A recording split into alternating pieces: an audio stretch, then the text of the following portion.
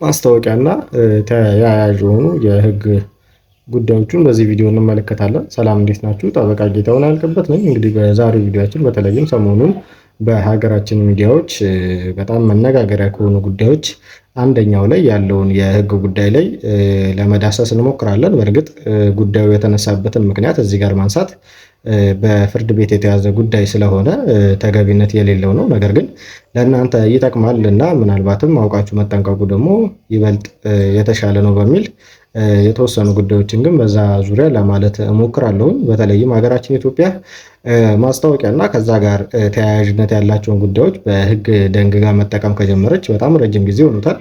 የማስታወቂያ አዋጅ ቁጥር 759 ህዝባር 2004 ማለት ነው በስራ ላይ የሚገኝ አዋጅ ነው። እንግዲህ ወደ 14 ዓመት የሚጠጋ አዋጅ ነው። በእርግጥ አዋጁ ምን ያህል ህብረተሰቡ ጋር ግንዛቤ አለ በአዋጁ ዙሪያ እንዲሁም ደግሞ ምን ያህልስ ተፈጻሚ ነው የሚለው ጉዳይ በተለይም ደግሞ ሀገራችን በአሁኑ ሰዓት ማለት ነው ባለው የሶሻል ሚዲያ የተስፋፋ የሶሻል ሚዲያ አጠቃቀም እና የበዙ የሚዲያዎች ከመኖራቸው ጋር በተያያዘ እያንዳንዱን ሚዲያ በምን መልኩ ቁጥጥር ይደረግበታል የሚለው ላይ የራሱ የሆነ ጥያቄ ቢኖረውም ነገር ግን ይህ የማስታወቂያ አዋጅ ቁጥር 759/2004 ማለት ነው አሁንም በስራ ላይ የሚገኝና በማስታወቂያ ሰሪዎች፣ አሰሪዎች እና እንዲሁም ደግሞ ማስታወቂያው በሚተላለፍበት ሚዲያ ላይ በየራሳቸው እንደ ማስታወቂያው እንደሚያስከትለው የጉዳት አይነት ማለት ነው ተጠያቂነት የሚያመጣ ጉዳይ ሆኖ እናገኘዋለን ማለት ነው። እንግዲህ ማስታወቂያ በአዋጁ መሰረት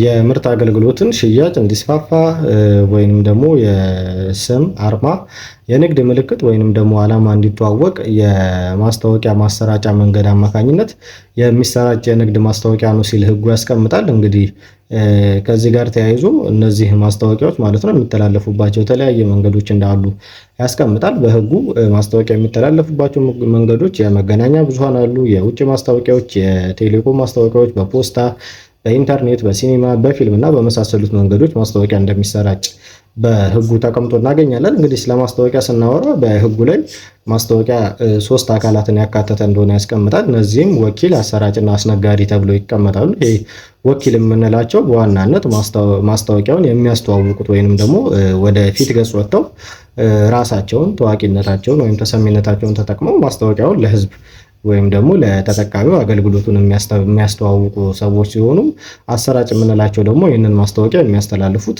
ሚዲያዎች በዋናነት አሰራጭ እያለን እንጠራቸዋለን። እንደዚሁም አስነጋሪ የምንለው ደግሞ ማስታወቂያው የሚነገርለት ወይም የሚተዋወቅለት ድርጅት ይሆናል ማለት ነው። እነዚህ ማስታወቂያ ምንጊዜም ህግን የማይጻረር ወይንም ደግሞ በሀገሪቱ ውስጥ ምንም አይነት ችግርን ሊፈጥሩ የማይችሉ ብሔር ከብሔር ሃይማኖትን የማይነካ ወይንም ደግሞ ከነዛ ውጭ ሁሉ ገለልተኛ የሆነ መሆን አለበት ነው የሚለው። ሌላው ደግሞ አሳሳች እኔ ደግሞ ከምርቱ ጥራት፣ የአገልግሎት ጊዜ፣ የዋጋ መጠን እያንዳንዱ ከዛ ጋር ተያይዞ ከምርቱ ስፔሲፊክ ጉዳዮች ጋር የተያያዙ ጉዳዮችን አስመልክቶ እነዚህንም በጣም በጥንቃቄ ሊሰሩ ይገባቸዋል። እንዲሁም የህብረተሰቡን እሴት የሚያከብር የህዝቡን ጥቅም የማይጎዳ ስለ ምርቱ ወይም አገልግሎቱ እውነተኛ ባህሪ፣ ጥቅም፣ ጥራትና ሌላ መሰል መረጃዎችን የሚገልጽ ሌላ ምርትንና እንዲሁም ደግሞ ሌሎች ተመሳሳይ የሚሆኑ ተመሳሳይ ያልሆኑ ምርትና አገልግሎቶችን የማያንቋሽሽና ከነዛ ጋርም ምንድነው ይሄ ተነካኪነት የሌለው አይነት ማስታወቂያዎች ሊሆኑ ይገባል ሲል በህጉ ያስቀምጣል ማለት ነው። እንግዲህ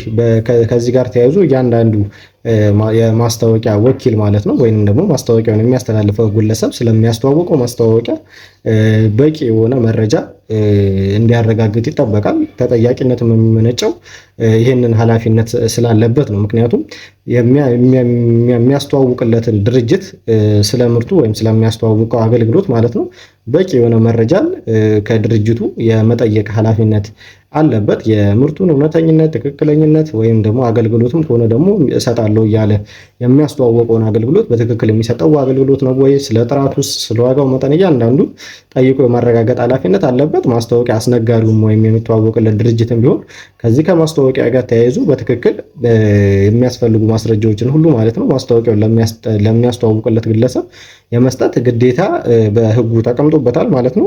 ተነገረ ማስታወቂያ መሰረት መብት ተጥሷል ብሎ የሚያስብ ማንኛውም ግለሰብ ተቆጣጣሪ ለሆነው ባለስልጣን ማለት ነው እስከ 6 ወር ባለ ጊዜ ውስጥ ማስታወቂያውንና የደረሰበትን ጉዳት ሄዶ በማሳወቅ ቅሬታ የማቅረብ መብት ይኖረዋል ማለት ነው። ሌላው ደግሞ አዋጁ አንቀጽ 6 ንዑስ አንቀጽ 4 ላይ ደግሞ ምንድነው በ3 ወራት ባነሰ ጊዜ ውስጥ ሁለት ተመሳሳይ የሆኑ ምርትና አገልግሎቶችን ማስታወቅ አይፈቅድም። ይህንን በዋናነት ለአስተዋዋቂዎቹ ማለት ነው። ሁለት ተመሳሳይ የሆኑ ምርቶች በተለያዩ ድርጅቶች አማካኝነት ለምሳሌ ወደ ሀገር ውስጥ የገቡ ምርቶች ሊሆኑ ይችላሉ። የተለያዩ ድርጅቶች ሊያስመጧቸው ይችላሉ። ነገር ግን እነዚህን ድርጅቶች ሁለት የተለያዩ ድርጅቶችን ማለት ነው ተመሳሳይ ምርታቸውን ቢያንስ በየ3 ወር ልዩነት ነው እንጂ ከ3 ወር ባነሰ ጊዜ ውስጥ ተመሳሳይ አይነት ምርትና አገልግሎትን አንድ ሰው ወይም ደግሞ አንድ የማስታወቂያ ባለሙያ ማስነገር አይችልም የሚለው የሕጉ ክፍል ተቀምጦ ይገኛል። ሌላው በአንቀጽ 28 ንዑስ አንቀጽ 1 ላይ ማለት ነው የሚሰራውን ማስታወቂያ ማንኛውም ማስታወቂያ የሚሰራ ግለሰብ የሚሰራውን ማስታወቂያ ለ6 ወር ቢያንስ እስከ 6 ወር ድረስ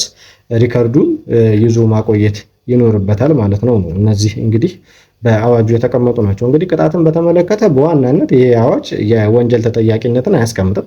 የወንጀል ተጠያቂነቱ የሚመነጨው ይሄ አዋጅ በተጣሰና በዚህ አዋጅ ጉዳት የደረሰባቸው ግለሰቦች ቅሬታ በሚያቀርቡበት ወቅት ይሄ አዋጅ ሌሎችንም አዋጆችን የመቀስቀስና እንዲሁም ደግሞ የሀገሪቱን የወንጀለኛ መቅጫ ሕጋችንን ማለት ነው የመቀስቀስና ከዛ ጋር ተያያዥነት ኖሮት ደግሞ ወደ ወንጀል ቅጣት ያመራ ይሆናል እንጂ አዋጁ በዋናነት የሚያተኩረው የገንዘብ ቅጣት ላይ ነው። የገንዘብ ቅጣቱ ደግሞ በዋናነት ምርቱ ላይ ጉዳት የደረሰባቸው ሰዎች በሚያቀርቡት ቅሬታ መሰረት ካሳ መክፈል አካቶ እንዲሁም ደግሞ እነዛ ሰዎች ከዛ ማስታወቂያ ያገኙትን ጥቅም ወይንም ገንዘብም ሊሆን ይችላል ማለት ነው ሙሉ በሙሉ እስከ መውረስ ድረስ የሚያደርስ የቅጣት አይነት ነው በሕጉ ተቀምጦ የምናገኘው ማለት ነው። እንግዲህ የማስታወቂያ አዋጅን አስመልክቶ ባጭሩ ይሄንን ብያችኋለሁ። በሌላ ጊዜ ደግሞ ምናልባት አሁን በስፋት እየተወራ የሚገኘው ከኮምፒውተር ወንጀል እንዲሁም ደግሞ ከሸማቾች ጥበቃ አዋጅ ጋር ተያይዞ ያሉትን አዋጆች ደግሞ ለመዳሰስ እንሞክራለን ማለት ነው። ጠበቃ ጌታሁን ያልቅበት ነበርኩኝ። አመሰግናለሁ።